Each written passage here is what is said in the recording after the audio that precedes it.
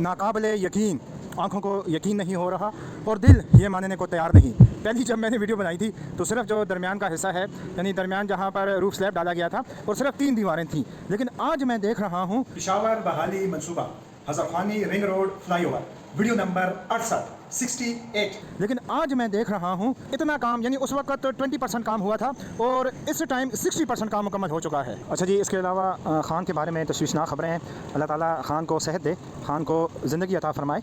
और यह ऐसा सिपाही है, ऐसा जिहादी है जो अकेला ही लड़ रहा है। और इसने कहा भी था, अगर आप लोगों को याद हो, कि अगर मैं अकेला भी रह गया, अकेले ही लड़ूंगा। जिंदाबाद ख़ान, जिंदाबाद। यहाँ पर आप देख सकते हैं कि रूफ स्लैब के आगे और पीछे ये वो वाला एरिया है जो कि सिटी की तरफ से आ रहा है। जो सड़क है ऊपर चढ़ने के बाद जब सड़क उतरेगी तो ये उतराई है एक्चुअली। तो यहाँ पर आप देख सकते हैं जो साइड की रिटेनिंग वाल है उस पर काम जारी है। दूसरी साइड की अगर मैं रिटेनिंग वाल देखूँ तो तकरीबन 80-85% वो मुकम्मल कर दी गई है।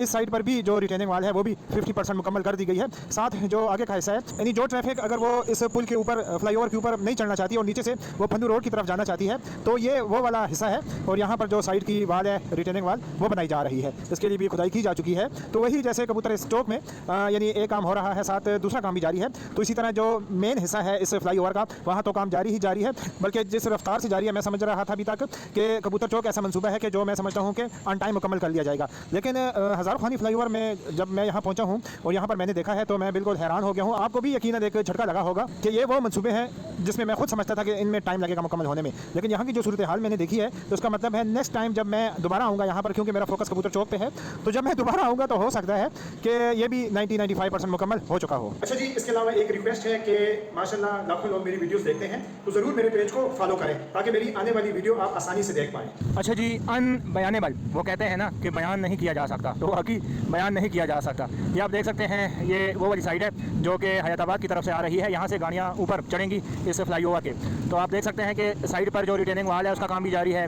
दरमियानी जो हिस्सा है, जो मेन हिस्सा है, जहाँ पर सबसे पहले जो रिटेनिंग वाल बनाई गई थी, जो पहली मैंने उस टाइम 3 कहा था, 4 रिटेनिंग वाल थी, जिसके ऊपर जो मेन रूफ स्लैब है वो डाला गया है। तो यहाँ पर आप देख सकते हैं कि जो बजरी का ढेर है वो लगा दिया गया है। यानी जो ऊपरी काम है उस काम के साथ साथ जो भराई का काम है, जो फिलिंग का काम है, तो वो भी साथ जारी है। और अच्छी बात है क्योंकि इसको प्रेस किया जाएगा, और जितना ज़्यादा इसको प्रेस किया जाएगा उतनी जो सड़क की क्वालिटी है वो बेहतर होगी।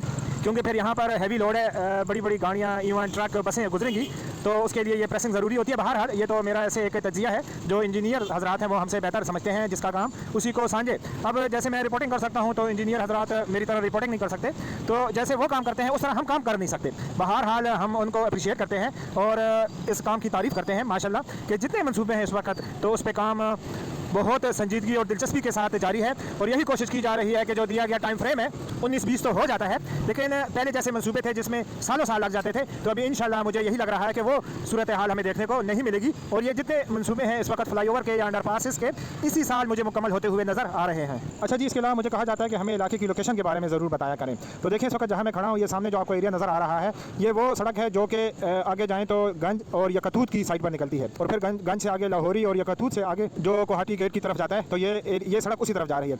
इसके अलावा ये वाली जो सड़क मैं आपको दिखा रहा हूँ, ये वो रिंग रोड है कि जो हैदराबाद की तरफ से आ रही है। ये बाद में ये जो आपको गाड़ियाँ नज़र आ रही हैं, ये ट्रैफिक है, ये अगर सीधा जाना चाहें तो ये फ्लाईओवर के जरिए ऊपर जाएंगी, और अगर ये गंज की तरफ, सिटी की तरफ जाना चाहें तो ये उसी तरफ मुड़ेंगी जो अभी मैंने आपको रास्ता दिखाया है।